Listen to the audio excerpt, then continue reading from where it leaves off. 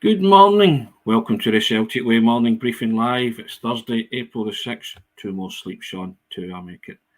There you go. And I'm joined today by Sean Martin at Sean Martin TCW. Sean, how are you? All good, Tony. Aye. All good. Yourself? I'm okay, and I'll introduce myself because I forgot there, but I'm Tony Haggerty, but you know that by now, at Haggerty10 on the Twitter handle. Good morning to you all, guys. How are we doing?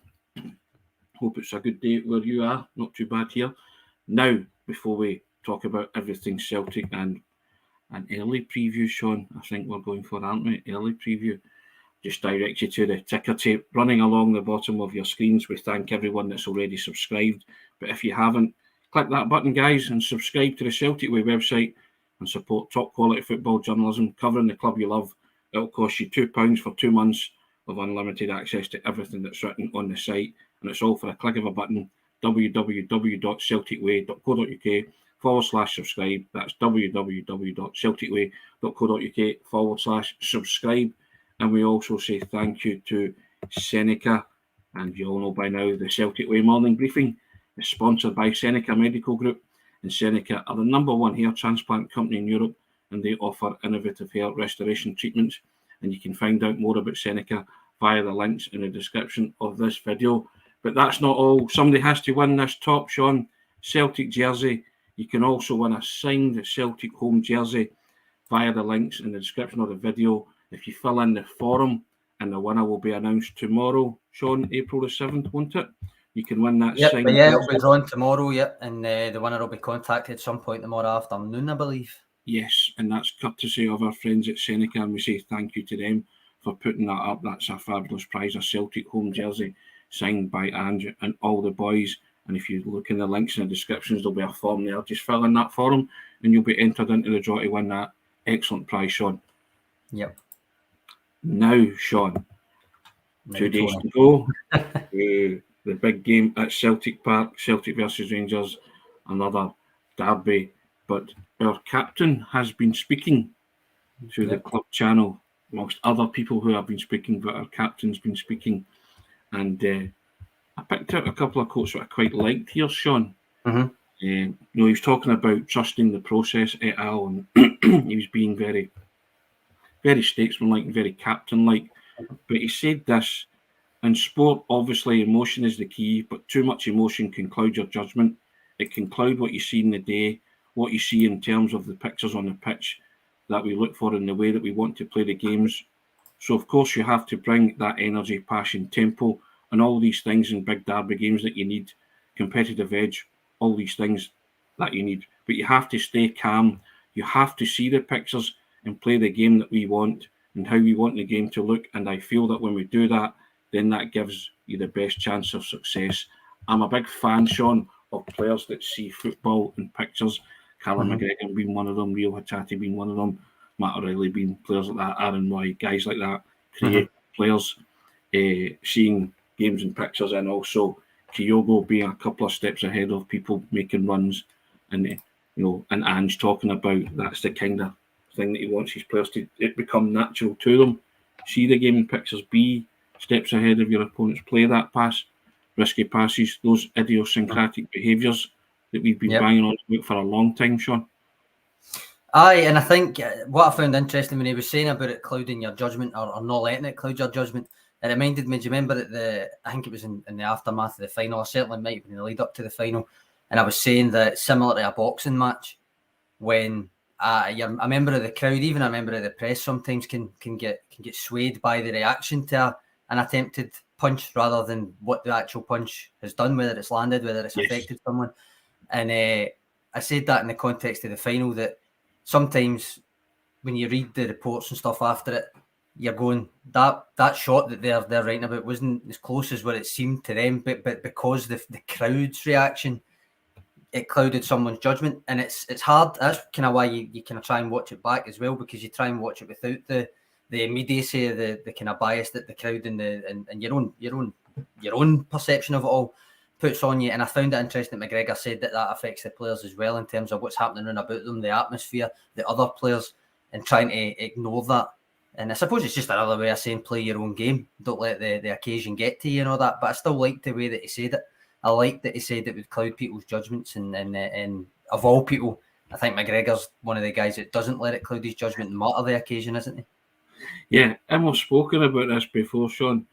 Who did you hear and all of that kind of? Nah, no, Derek said it. Derek Yeah. said it. He says he's so experienced now. All you could hear was Ange, all the way that he spoke.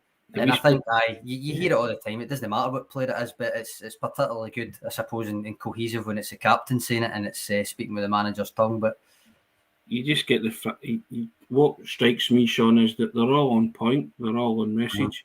And Ange makes a point of saying that when the players are playing, he doesn't want them looking to the bench for guidance and help because they've covered everything, and their football should be able to dictate circumstances and adapt to changing circumstances in matches where it's that I think you referenced it the other week. You said we've covered this, guys don't need to look at the bench, and you just say, right, sort it out and work it out for yourself. And that strikes me, Sean, that these guys are confident that whatever situation that they're faced with, they can overcome it because they've covered it in detail.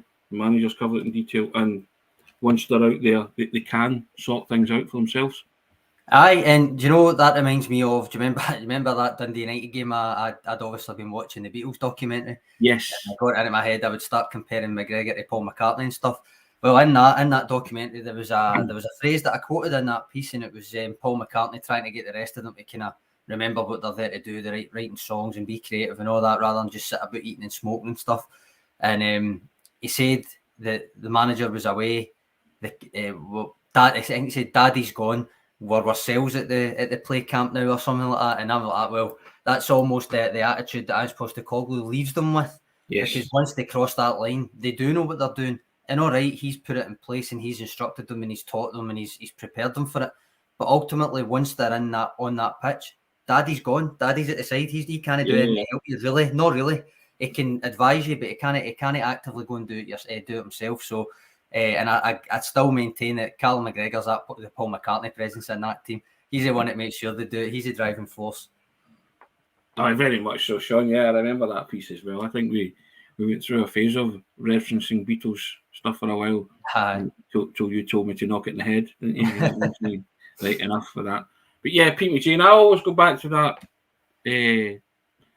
that moment as well. That's the kind of moment that cemented for me Callum McGregor as a captain, the manifestation of Cal Mac's attitude when he grabbed the game by the scruff of the neck at Ibrox and went rampaging towards our box. Now, that was a game that Celtic were 1 down in 3 minutes, and by 7 minutes after that run, they were level. Tom Logic got on the end of that move eventually. And that was like, I sort of thought that day, that was Callum McGregor's day. That was the day when he said, nah, not accepting this. The players around me are not accepting this. Here's what we do. And I'll lead by example. And it is a cracking moment in Callum McGregor's career because it's a brilliant run and he just goes at them, doesn't he? And decides, right, we're 1 down.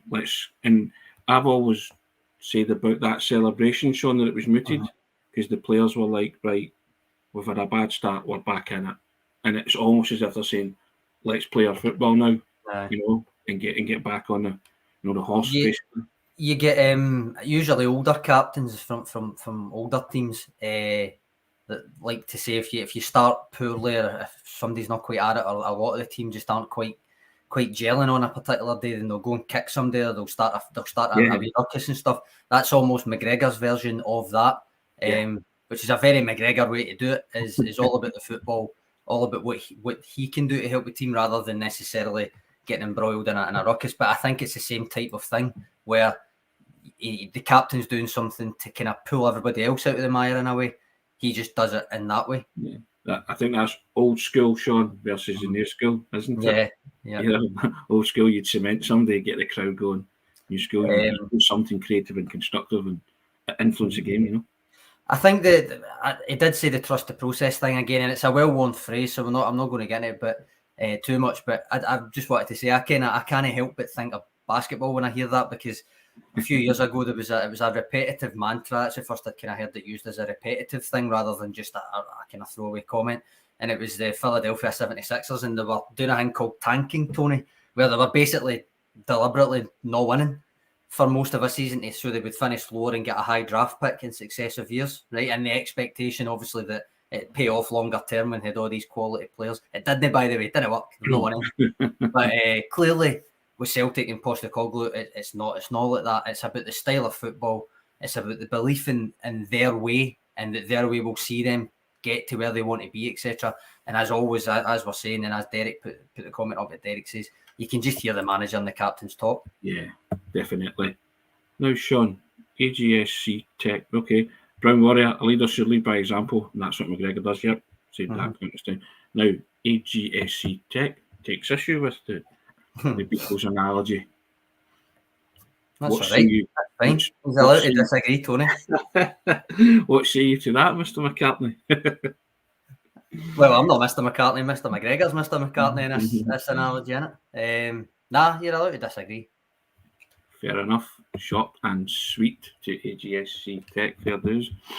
And yeah, lots of comments coming in about Callum McGregor. I mean, we spoke about Callum McGregor at length on this on these briefings, Sean, and we cannot speak highly enough of him and his contribution to Celtic and what he has produced since he's become the skipper and taken the armband.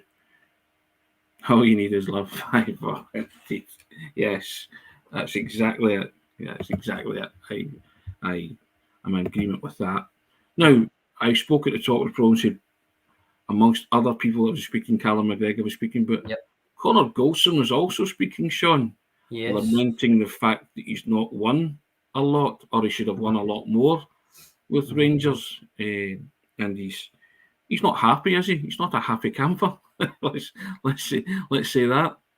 No, he's not. What he said was, amongst other things, he said as a club that they could have done more, and now that he feels that they're back to square one. And that raised two things for me, Tony. One, given we were just talking about Callum McGregor, one, there's a clear difference in attitude between the two players talking in the run up to this game. I feel, just by reading the two comments, I know it's only one kind of interview for each of them, but I still think there's a clear difference in attitude in the way that they're speaking. And two, I don't believe for a second that difference in attitude is explained away simply by the fact that one is top and one is second. I think it's explained primarily by the fact that despite that Connor Goldson has been a standout player for Rangers, I think like James Tavernier, it's been in a team and in a club that has been almost totally dominated since he arrived. I think that does take its toll on you, like it or lump it, I think it does. I think he's just being honest, like he was after the Hibs game when they get eliminated in the Cup semi-final. I think that is the way that he feels. I think he does feel that it's back to square one, even though I would argue that the reality should be that they were in a European final last year and that they're currently averaging more points per game than Celtic did winning the title last year. But because this season's Celtic are so good, it clearly feels like same old story for him. Yeah, I'd agree with a lot of what you're saying, definitely. He has his moments, Connor Goldson, doesn't he? When he does like kind of come out and say stuff that's refreshingly honest and maybe not what supporters of Rangers would want to hear, but you can't fault him for that, can you? No, I mean, as I say, I go back to that Hibs game where they get kind of lambasted.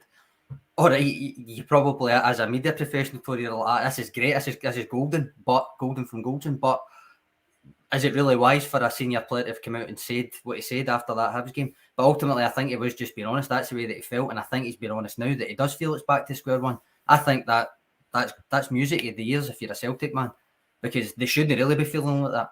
I know they've had a new manager, but they shouldn't be, as I say, averaging more points per game than Celtic did winning the title last year. Got a European final with much the same squad, still winning under their new manager. I don't know. I think it's music to Celtic. It should be music to what ears of Celtic people. That is the attitude from one of the senior players.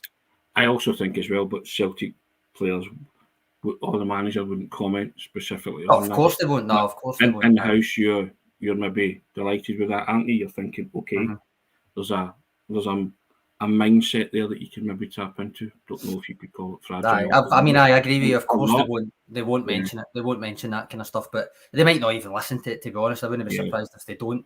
But we listen to it, and we are allowed to talk about it, and that's the impression I got from it anyway. That's the 2 points that came up.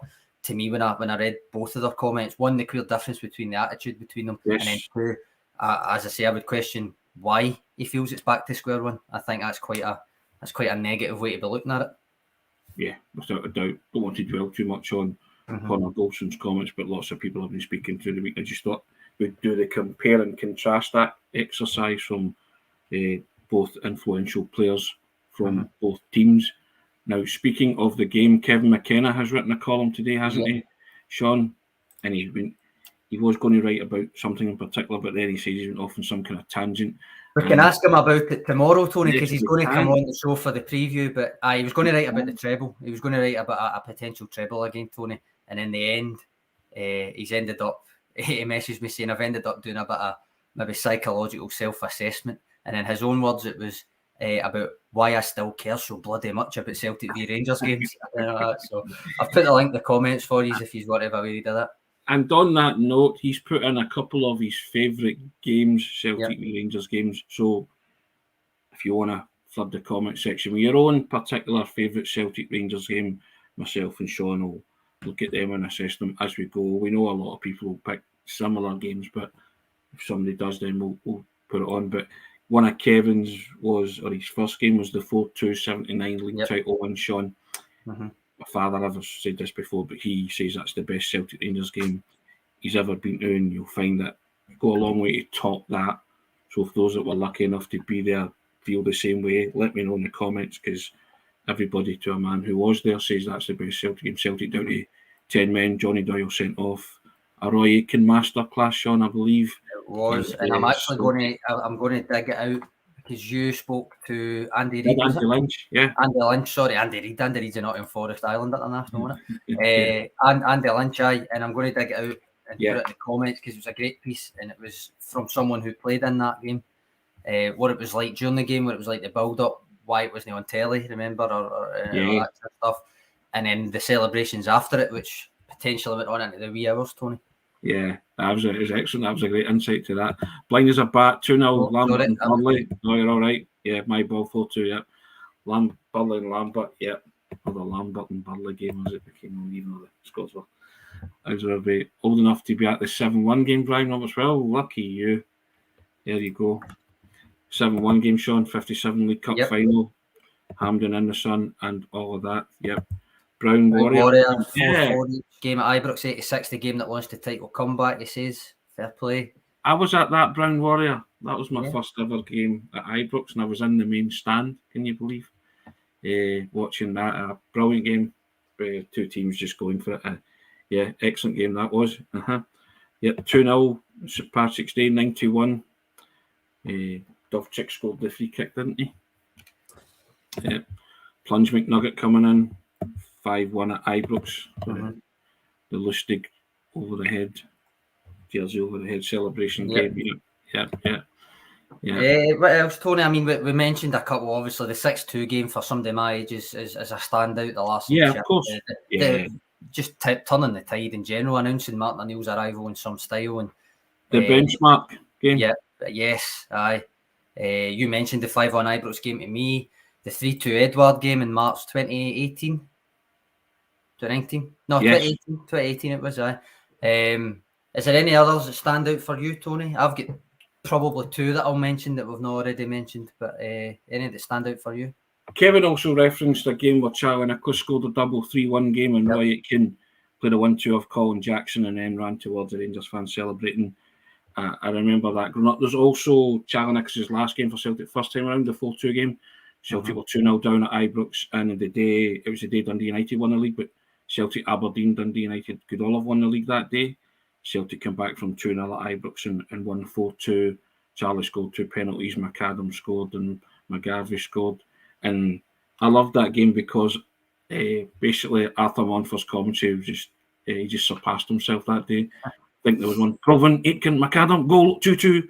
That was equaliser. So tremendous. I loved all that kind of stuff. So lots of wonderful memories, the Joe Miller Cup final, Patrick McLaughlin saying there, I think I missed that because I was ill. I was supposed to do my higher modern studies the day before, and I was really ill, and I ended up missing both the exam and Heard and it. the cup final. No, seriously, I missed them both. So yeah, Stamash Montford, Brownwater. Yep, you know it. There was a great line in that 4-2 game when Montford said Sandy Clark blazed one over the bar from about 6 inches or a yard. And Arthur Montford said Clark had it, but he didn't know he had it. He was full of gems. I urge you to go and look at the YouTube footage of that game and just listen to a masterclass in commentary. We talk about masterclasses, but absolutely brilliant. Love that kind of stuff. But yeah, the Lambert Barlow game as well sticks out, doesn't it? All these kind of. Curtis coming in with one that I wrote about a wee bit last year in I done a Moments That Mattered part of that series, and it was the Robson and Hartley team that won 7 in a row and won the title 07-08, and that was one of the games. Clearly, middle of April, it's actually not far away from the anniversary of that. But there's so much happened in that game. Right, it was obviously ultimately the one with Vinegar Hesslink's last minute winner, but I think I said in that piece it was like you could almost do it like rejected Friends episode titles. So it was like the one when Robson smashed Daly, the one when Nakamura screamer, the one with Queller's handball, and then ultimately, obviously, the one with Vinegar Hesslink's last minute winner. But I think everybody remembers that one. An absolute belter. Seamus Gallagher coming in 5-1, 1988-99 season when both Lubomir Moravchik and Henrik scored their first goals against Rangers. Yep, Patrick McLaughlin's back in the 2-0 McAvenny double year, centenary year. Yeah, I mean, everybody's got some great memories of Celtic and Rangers games. I've got 2 here, Tony, that I'll mention. It's not necessarily, I suppose one is kind of a favourite, but it's, anyway, right. So my first one, I think, that I actually was at in person, I'm sure, was September 2006, the Gravison header. Yes. At Parkhead. Do you know who scored the other goal that day? Do you remember? Who scored the other goal? Yes, Kenny Miller did. Kenny Miller, aye. I'd have been about 14, I think. So I reckon that was my first one in person. But the other one I want to bring up is not that long ago, actually, 2-1, James Forrest, March 2019. Yes, is that the one when Tavernier gave the ball away? Tavernier assist, aye. It was because it was on my stag in Hamburg. That's why it sticks in my head. That's why it was one of my favourite ones. So it was a mixed crowd. We were all away. There was about 20 of us or something away, and a local bar put benches out for us to watch it on a big screen. And for that reason, I mean, a 1-1 draw very well might have went down kind of for the harmony of the group, might have went down better. But the fact that it was a Celtic win obviously made it that wee bit better because it was my stag. So that's up there for me just for that reason. Excellent. Patrick McLaughlin 1-1. Stubbs equaliser was massive in 90 minutes. Yeah, I remember that goal as well. Celtic gained momentum from that as well. Tremendous header from Alan Stubbs. Great defender. Brown Warrior saying the Fraser Forster final. He says yes, but it was Julian that scored the winner, obviously. But the Fraser Forster performance in that final, the game was awful from a Celtic perspective, but Fraser Forster, outstanding. Yeah, superhuman that day. Fraser Forster, yep. Celtic 3-2, Robson penalty. Yeah, another one that's mentioned in that piece. Yep. I think depending on how old you are, and how long your memory goes back, you mean there was a centenary game at Ibrox when Andy Walker scored with the chest, but Paul McStay's opener that day was absolutely sensational. Brilliant. And Scott Sport covered it, and our co-commentator with Jock Brown that day was Sir Alex Ferguson. That tells you how long ago. And then, and his insight talking about football that day, again, I was at Ibrox, I was in the old enclosure that day, Sean. We used to get the enclosure, and what a strike. I mean, absolutely brilliant. Stephen Pert says Rangers won Celtic 2 1988. McStay Walker, he had his 2-month-old son in his arms when Walker scored the winner, jumped to celebrate, and his son just about hit the ceiling. And on that note, Robert Hyland had put in saying Real Hatate must be desperate to score against him again. On the subject of Hatate and on the subject of what Stephen said there, one that's got to be up there for me again, and it's a sentimental reason, is the last year's February derby demolition. Yeah. It was the first game after my daughter was born. So of course, yeah, and a Parkhead that's rocked like it's never rocked before for a lot of people. And yeah, I mean, I think the 2 demolitions under Ange so far will linger long in the memory for a lot of people. Jota's celebration, mimicking the Jinky celebration when he dinked the ball over Alan McGregor in the 4-0 game. So I think everybody's got lots, just saw there somebody saying that Andy Lynn's 77 Scottish Cup final, the penalty. So it's, I mean, every win's special for different reasons, isn't it, Sean? But what a plethora of games that people have picked out there. I expected a lot of people just to sort of say the 6-2 game and that kind of stuff, but covered a lot of ground there, Sean. They did that, as always. We're only as good as what the comments are, really, Tony, in it. So it's good. But I want to say, I'm going to, just before we move on, there's a ton of phrase that Kevin uses in his psychological self-assessment of his embracing of the Derby madness, and he says it's better than a drug, but maybe just as ruinous, because how many wrong decisions are taken in the days after a win against Rangers because you simply didn't care as much as you ought to have. That's very true. Yeah, and we'll get a chance to quiz him on that tomorrow when he joins us on the briefing. Just what wrong decisions did you take, Kevin? Is what they really look forward to that. And Jerry Smith throwing one in here and just sort of saying on Saturday, Ellie Dixon's going to be performing at Paradise on Saturday.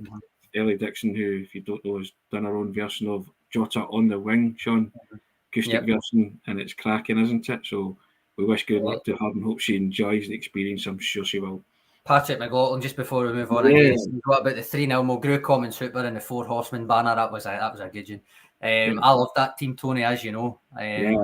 Absolutely love that team. In particular, a bittersweet period for me in terms of bets, because it became a running joke. This is when it was still mixed crowds that you would watch the games in.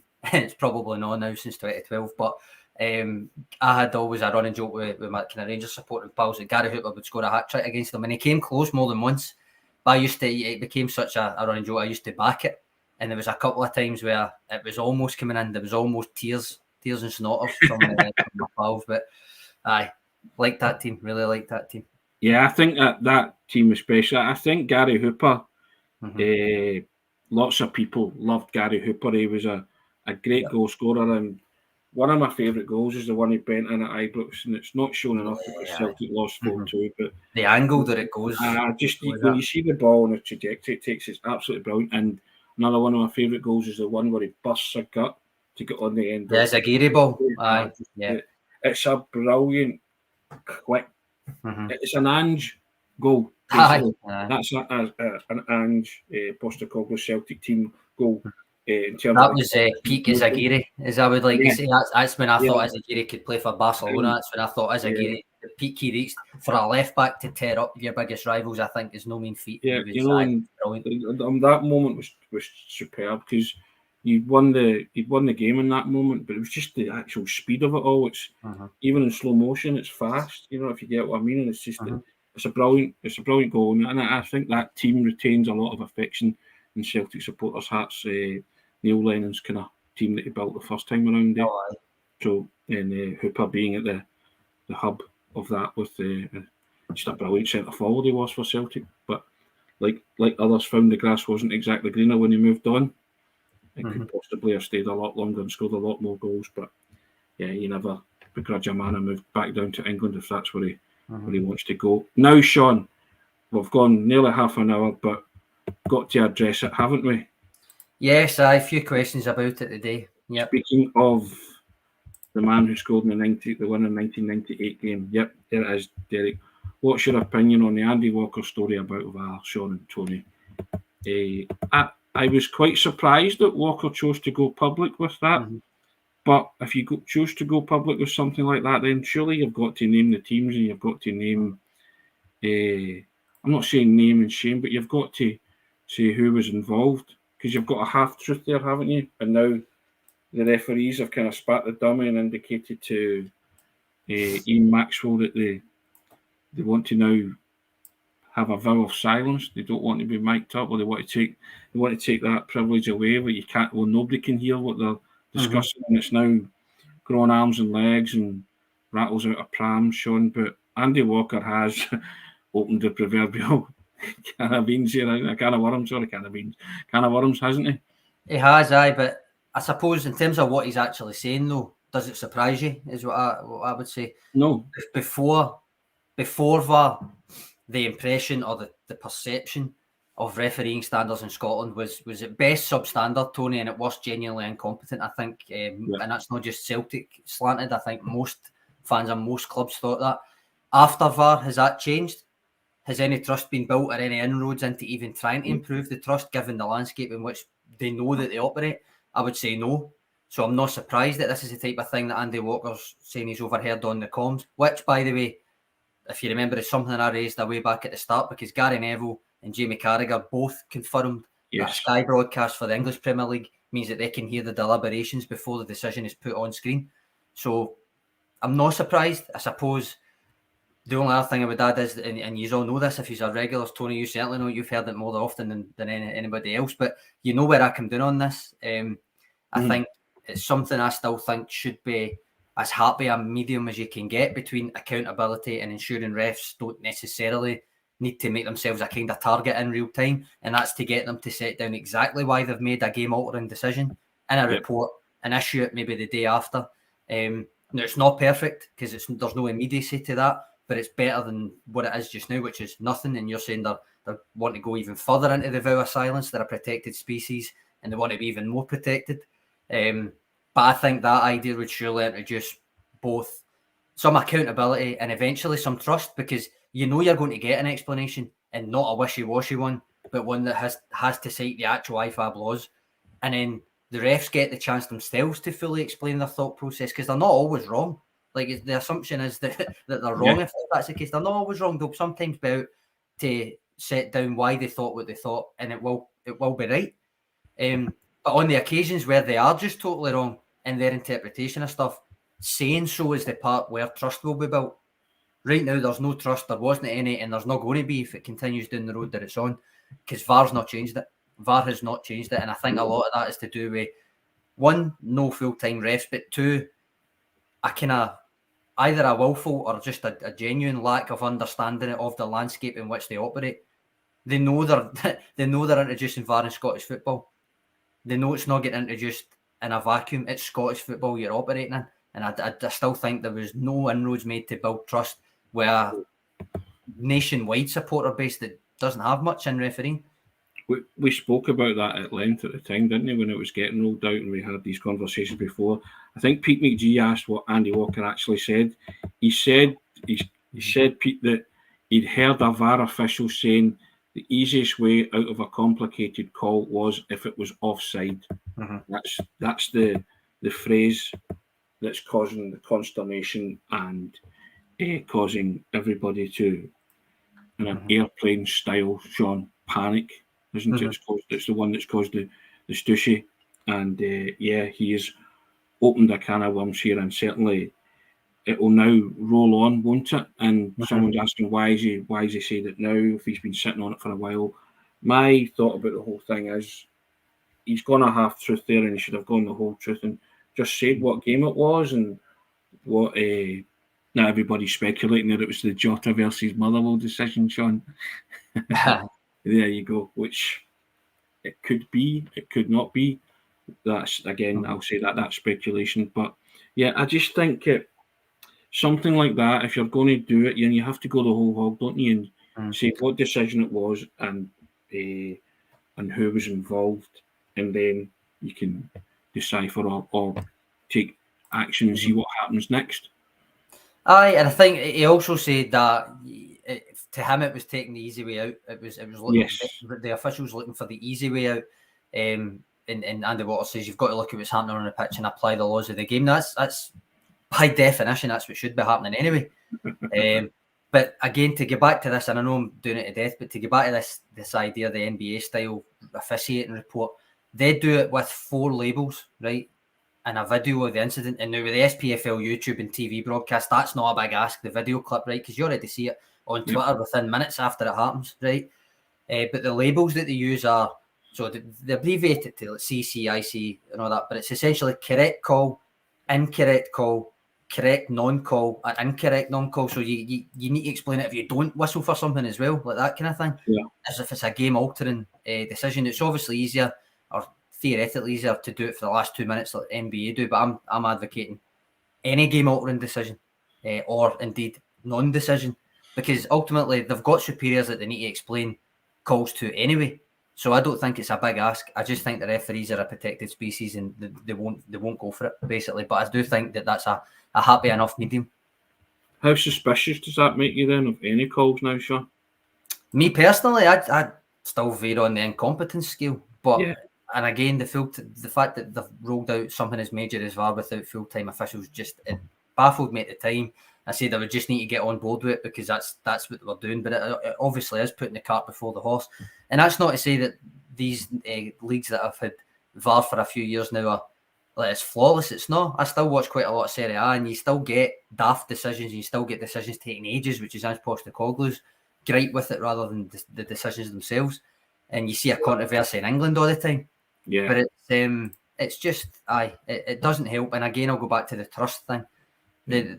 They made no inroads into even trying to build a bit of trust with, again, not just Celtic fans, although Celtic fans have got more reason than most to distrust the officials and stuff over the years. But they made no inroads to build the kind of trust in either the technology, the people operating it, or the officials that are already there in advance of rolling out VAR or even after it's been rolled out. It's just kind of don't talk to us about this. This isn't a problem, basically. And with Peter Duffy here, I couldn't agree more. Yeah.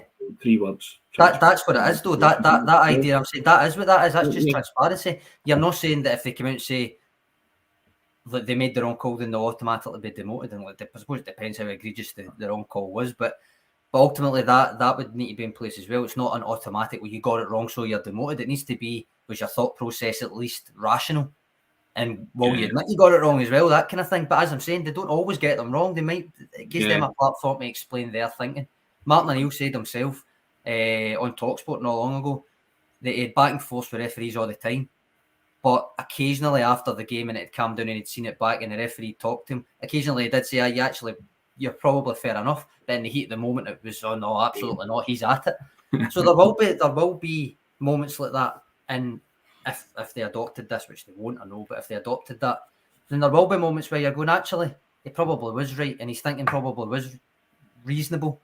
Now, obviously, the kind of cynics will say, well, you can explain away things then, and I don't disagree with that, but ultimately, there's more transparency.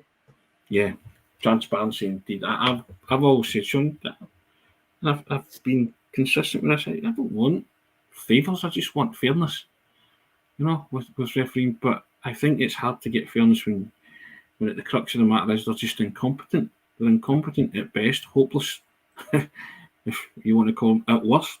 And I think VAR, whilst it has helped them, it's also highlighted their deficiencies as well. Yeah. And a lot of them.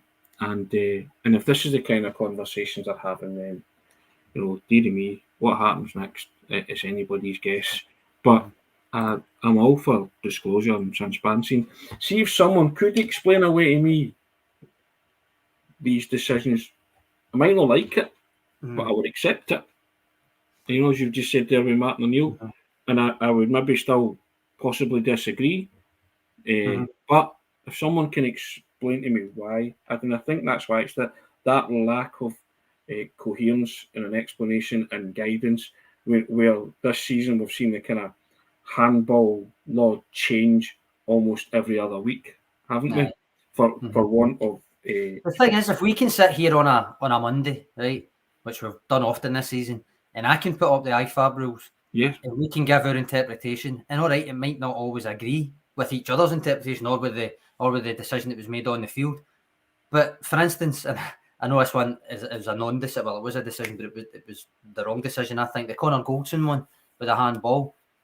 I still think he meets 2 of those criteria for a handball, at least one of them anyway. But I think 2 of the 3 criteria.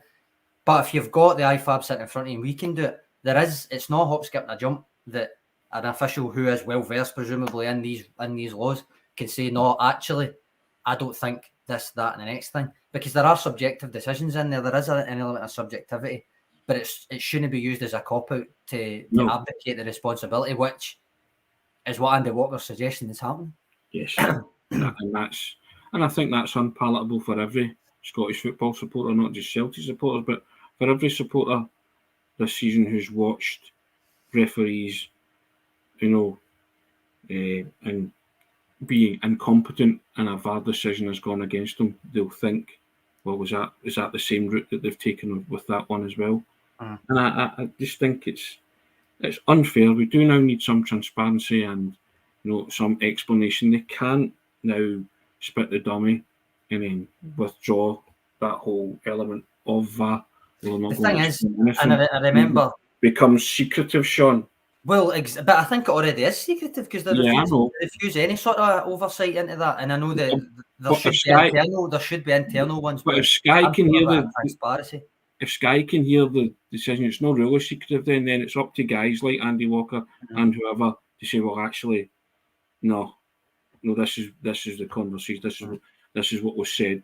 Because they cannot. I don't think they can hide anymore. And if the SFA take the decision, well, that's it. They're just going to stop it. Then I think that's scandalous. It really would be. What I was going to say was the conversation. I think it was was it Stuart Dougal? Was it Stuart Dougal on the radio with Michael Stewart? It might not be Stuart Dougal actually. I can't remember who it was. It was a former ref. Kenny Clark? No. I can't remember. It was a former ref and he was on and he was kind of debating with Michael Stewart and Kenny McIntyre and all them on Sports Sound one of the Saturdays. And he mentioned the whistleblower. Remember that? The SFA kind of, it was almost a kind of light attempt at an explanation and going through the different scenarios and why a decision was given or not given and stuff. And he said that didn't work. And it was the early days of kind of internet's things for that, and he says it didn't work, so they wouldn't go back to it. And basically any suggestion Michael Stewart in particular had of referee oversight or explaining their decisions or anything, whether it was mic'd up or whether it was afterwards, was just met as if, oh no, not us, no, we can't be doing that. That can't happen. And I think that is a prevailing attitude from referees and officialdom, and I just don't think it helps anything. And it comes back to that trust thing again. It comes back to that for me. They did not, and they are not building any trust whatsoever in their officials or in the way that they're using the technology. It was Kenny Clark. Was it? No. They kind of verbal spat on live on the radio, didn't you? Because we spoke about that off air at the time, didn't we? We said it was a brilliant listen. And as you said, it was a good listen, And that was that Kenny Clark was kind of pretty evasive, wasn't he? Very much so, Not open to transparency, as we've called it. But I think Peter Duffy's transparency, not censure, sums it all up for me quite succinctly, to be honest. And again, going back to your analogies with the NBA and American sports, it can be done, can't it? Yeah. It can be done. It can, but the willingness to do it has got to be there. That's the thing. And I think if the willingness is there, then I think everybody would trust the system then, Sean. And to quote Callum McGregor, would end up trusting the process. They might not like it after it's been explained away, but at least you would get some kind of explanation and as to why decisions went a particular way. And I think that's all that Scottish football fans want, don't they? I think so. I mean, as you say, it's not like you will always get a section that no matter what it is, they'll just disagree with it anyway. But I think for most that are fair-minded, that if there's an explanation there that they can accept, then they will accept it. But as I say, it comes back to the trust thing for me, and there's virtually none. There was virtually none to start with, and if possible, there's even less now. And it's got worse, and they brought in a system that was meant to make things better. So it's you couldn't really make that up, could you? No. Before we go, but a wee bit lighter note, there was plenty of Beatles puns coming in after the chat earlier on. There was one, I can't remember who it was, saying, please me with a 4-0 win on Saturday, Celtic. But my favourite one is probably this from David Gillespie. He says, well, Michael Beale gently weeps. I quite like that. Yes, well, me and you are going to have to get back to where we once belonged, Sean. And go back to work. Yes, indeed. Keep the Beatles ones coming, as you say. What? Because that's what we do for Arden, but there you have it. Guys, thank you so much. Thank you for all your memories of Celtic Rangers games. I was quite impressed by that, Sean, the amount of games that people threw into the comment section. I should have known better. You're a wonderful bunch, and we can't do the programme without your contribution because we enjoy, I say, the knockabout nature of it all. Even people slagging my banter yesterday, Sean, got it tight. But hey, there you go. It's what we live for, isn't it? But yeah, 2 more sleeps. Celtic play Rangers. Yep. a derby, Celtic could take a massive step to winning the title with a win, go 12 points ahead if they do that. But we'll preview it in style tomorrow because Kevin McKenna will join us and we'll. Robert Gibson predictions. That's tomorrow. It's tomorrow, Robert. Prediction special tomorrow. Day before, always the day before, Robert. That's when we do that. But the Friday before, the Friday. Always a Friday. Kevin will be here and we can ask him about his column yesterday and why it still means so much. But thanks, guys. I really enjoyed that today. Excellent. And I'll just direct you to the ticker tape and a kind of Sky Sports style running along the bottom there, Sean. But no controversy involved in this one. All you have to do is hit a button, guys. Subscribe to the Celtic Way website and support top quality journalism covering the club you love. It'll cost you £2 for 2 months of unlimited access to everything that's written on the site. Some wonderful stuff on there today, Kevin McKenna's piece included, and a piece from myself about the benchmark title win from Martin and side. Click of a button, www.celticway.co.uk/subscribe. That's www.celticway.co.uk/subscribe. We also say thank you to SENECA. As everybody knows, the Celtic Way morning briefing is now sponsored by SENECA Medical Group. SENECA are a #1 hair transplant company in Europe, and they offer innovative hair restoration treatments. And you can find out more about SENECA via the links in the description of this video. And you can also win a signed Celtic home jersey. All you have to do is go into the links in the description of the video and fill in the form to be entered into the draw, and that will be drawn tomorrow. Someone will have a Good Friday, as Sean says, with a signed shirt with Ange and all the boys. So get involved in that, guys. You could win that signed jersey, a wonderful prize. Sean, thank you for your contribution. Excellent as always today. You love your NBA sports and the Beatles. That's my massive take from that. But there you go, guys. Thank you so much. Take care. We'll do it all again tomorrow. Cheers, Trips. Cheers, Tony.